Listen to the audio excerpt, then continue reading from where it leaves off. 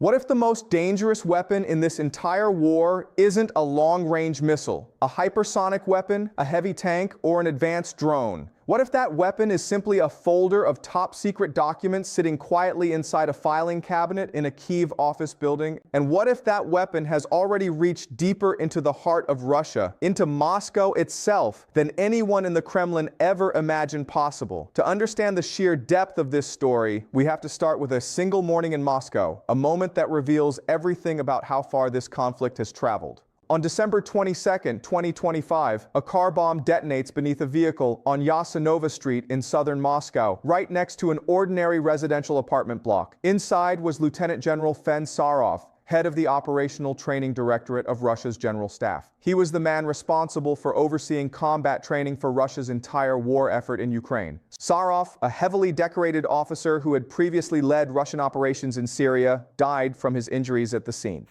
Russian investigators publicly admitted they were pursuing several theories, with one pointing directly at Ukrainian intelligence services. Kremlin spokesman Dmitry Peskov confirmed that President Vladimir Putin himself was briefed on the killing almost immediately. Think about that for a second. The president of Russia being briefed within minutes about a general assassinated on a quiet street inside his own capital city. Sarov wasn't an isolated case. He was the third Russian general killed in this exact manner within a single year. Just months later, on June 10, 2026, a device planted under a BMW killed Damir Davidov, the man running missile and shell deliveries for Russia's defense ministry, the general who literally kept the war machine fed with ammunition. This pattern goes back even further.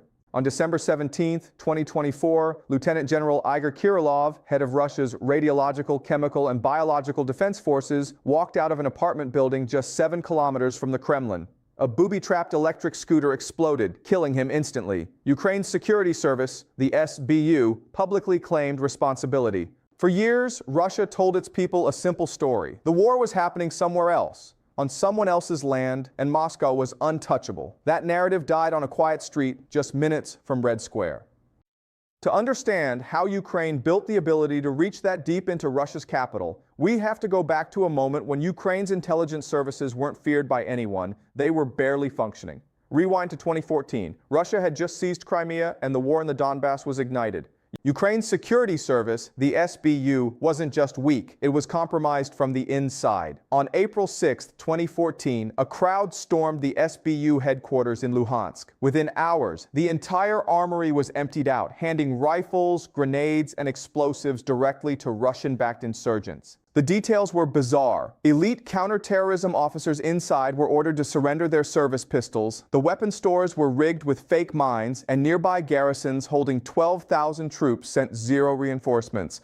Polish intelligence analysts later assessed that this wasn't mere incompetence. The agency had been opened from the inside through political networks running straight to Moscow. The man who took over the SBU after that disaster described inheriting a hollowed-out shell. Previous leaders had fled to Russia or Crimea with operational files and weapons. Ukraine stood at a crossroads: slide back into Russia's orbit or tear down the entire broken structure and rebuild something genuinely independent. Kyiv chose to rebuild. In 2015, according to reporting from the Washington Post and the New York Times, an outside partner stepped in, the CIA. The CIA helped support the creation of a specialized new SBU unit, combining counterintelligence with special operations. This unit began building agent networks inside occupied territories, running surveillance, and carrying out covert missions. Initially, the Americans were extremely cautious. They knew Ukrainian intelligence had been riddled with Russian sources and feared anything shared with Kyiv would end up on a desk in Moscow. To build trust, Ukrainian leaders handed over a stack of top-secret Russian military documents, proving they had priceless access and the discipline to protect it. Crucially, Ukraine wasn't just a passive recipient of aid. Ukrainian officers had a deep, lived understanding of Russian language, military culture, and society that no Western agency could replicate. Ukraine was generating raw intelligence the CIA could never produce on its own.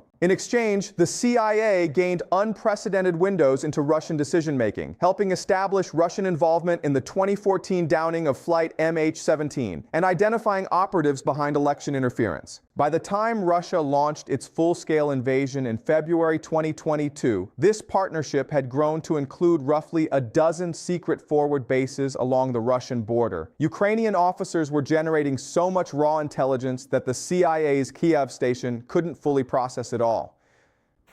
Out of this era emerged a new generation of Ukrainian officers with no personal memory of the Soviet Union. The most prominent among them was Kyrylo Budanov. Budanov served in an elite military intelligence unit that worked closely with the CIA starting around 2015, specializing in recovering Russian military hardware and communications equipment. He eventually rose to lead HUR, Ukraine's military intelligence directorate. Ukraine structured its intelligence community around a key internal rivalry. HUR focused on foreign, military, and overseas covert operations, while SBU focused on domestic security, counterintelligence, and internal covert strikes. While internal competition might seem risky, this drive to outperform one another pushed both agencies to deliver results that stunned military analysts worldwide. Nowhere was this rivalry more visible than at sea.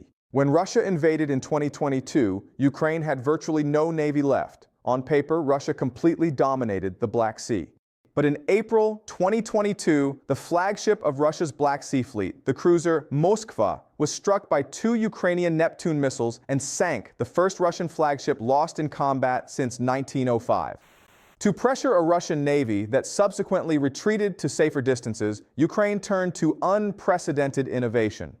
The SBU developed a naval drone named Sea Baby using jet ski parts, motorboats, and off-the-shelf electronics. HUR developed its own competing version called Magura 5. These small, fast, satellite-controlled boats packed with explosives effectively created a robot navy built from spare parts. The results were astonishing. In February 2024, Magura drones sank a Russian missile corvette. Weeks later, they sank the landing ship Caesar Kunikov. In March, they destroyed the $65 million patrol ship Sergei Kotov.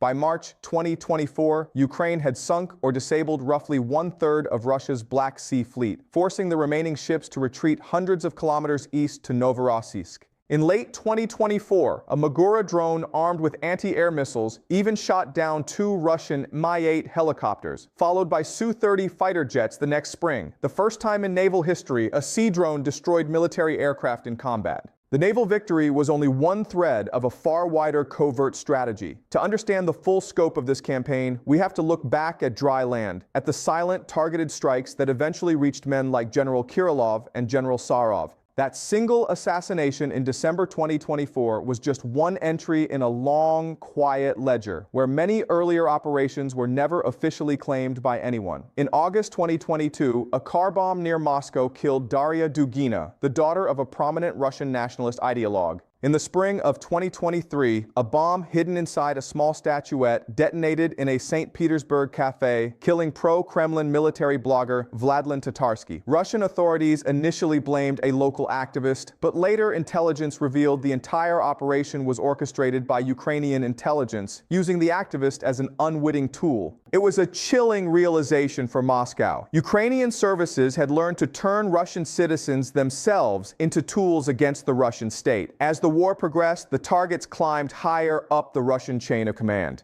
In April 2025, a car bomb in Balashikha, just east of Moscow, killed Lieutenant General Yaroslav Moskalik, deputy head of the main operational directorate of Russia's General Staff. Days later, Ukrainian President Volodymyr Zelensky noted simply that justice inevitably comes. Then came General Sarov in December 2025, followed by General Davidov in June 2026. Each killing followed the exact same eerie pattern: a quiet residential street, a concealed bomb, a car, and a Kremlin forced to admit that its top officers were unsafe inside their own capital. Militarily, killing a single general doesn't end a war.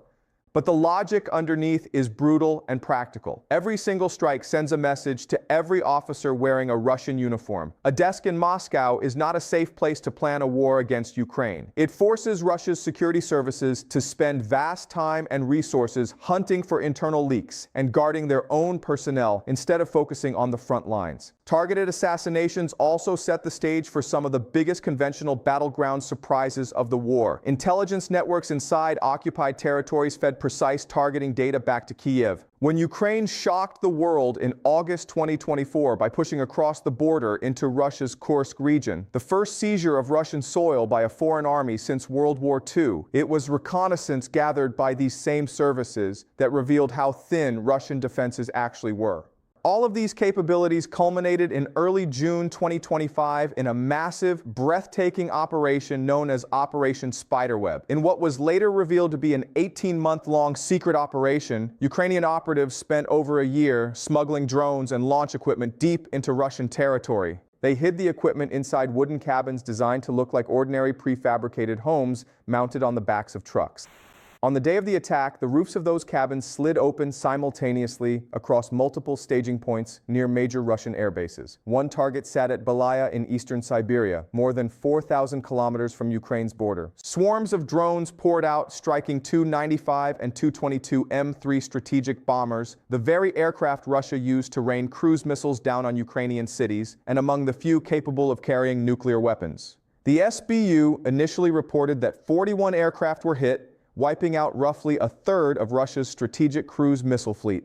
Independent satellite analysis assessed the figure closer to 12 aircraft destroyed with several damaged, while NATO officials estimated 10 to 13 destroyed and around 40 damaged. But one fact mattered above all. Russia no longer manufactures these specific bombers. Every single plane destroyed in that operation was permanently gone. The CIA's fingerprints appeared once again in Ukraine's long-range campaign against Russia's energy sector. Reporting from the New York Times revealed that CIA experts and American military planners helped refine Ukraine's long-range strikes against Russian refineries. Instead of striking facilities at random, planning focused specifically on critical components that are hardest and slowest to replace, such as specific refinery couplers whose destruction could take an entire facility offline for weeks. A similar precision logic was applied against Russia's shadow fleet of aging oil tankers used to move sanctioned oil worldwide. What began in 2014 as an effort to rebuild a broken spy agency had evolved into a joint campaign to throttle the financial lifeblood of the Russian war machine. This partnership survived major political turbulence. Following a public clash between President Donald Trump and President Zelensky in February 2025, Washington temporarily suspended intelligence sharing.